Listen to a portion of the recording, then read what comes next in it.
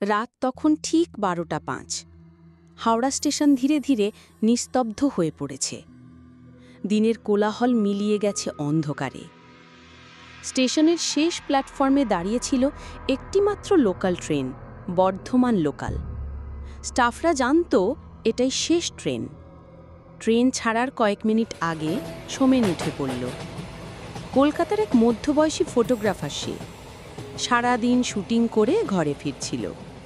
তার চোখে ক্লান্তির ছাপ, হাতে ঝুলছে ব্যাগ আর তার প্রিয় ক্যামেরা।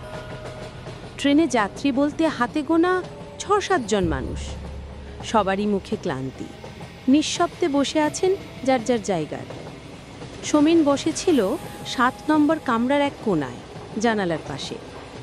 হাওয়া ঢুকছিল না, কুয়াশা জমছিল কাঁচে।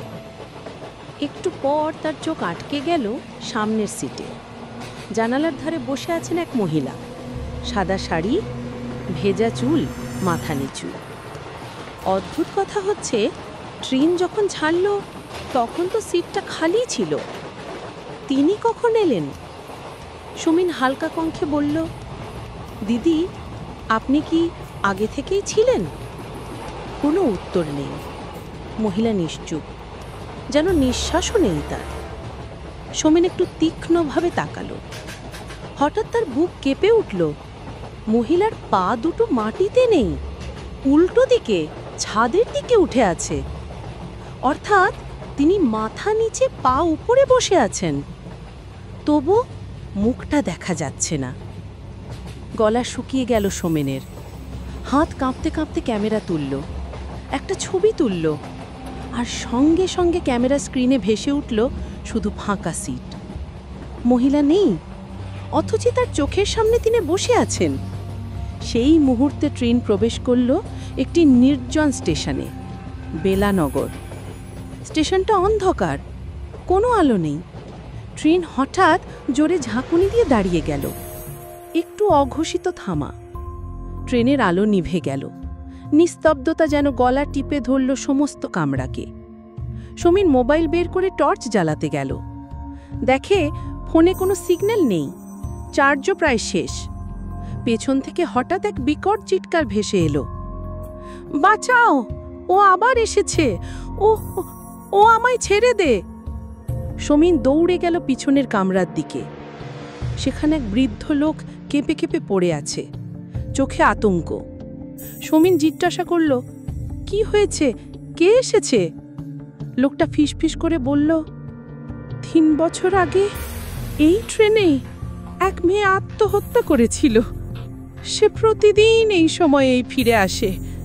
সাদা শাড়ি, ভেজা চুল, মাথা নিচু, কারো সঙ্গে কথা বলে না, শুধু চুপচাপ বসে থাকে। তারপর লোকটা কাঁপতে কাঁপতে চুপ করে গেল। ঠিক তখনই আবার আলো জ্বলে উঠল। ট্রেন ধীরে ধীরে চলা শুরু করল। সোমেন ফিরে এলো নিজের সিটে, কিন্তু সেই সাদা শাড়ি পরা মহিলা নেই। সবকিছু যেন স্বাভাবিক, চারপাশে যেন কিছুই হয়নি। কিন্তু সোমেন জানে কিছু একটা হয়েছে। তার চোখ তো ভুল দেখেনি, ক্যামেরায় কিছু না এলেও সে দেখেছে। সেই রাতের পর সোমেন আর কোনোদিন রাতে ট্রেনে ওঠে না। সে জানে রাত 12:05 হাওড়া লোকাল কেবল মানুষ বহন করে না, আরও কিছু চিরন্তন যাত্রী থাকে সেখানে, যারা কোনো স্টেশনে নামে না, কারো প্রশ্নের জবাব দেয় না, শুধু বসে থাকে চুপচাপ ঠিক পাশের সিটে। বন্ধুরা, যদি এই ভৌতিক গল্পটি আপনাদের ভালো লেগে থাকে, তাহলে ডাক বাংলা স্টোরিজ চ্যানেলটি সাবস্ক্রাইব করতে একদম ভুলবেন না। আপনার একটি সাবস্ক্রাইব আমাদের জন্য অনেক বড় অনুপ্রেরণা।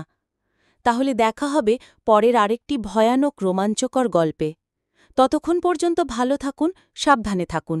ভয়ের মাঝে থাকুক রহস্যের ছোঁয়া।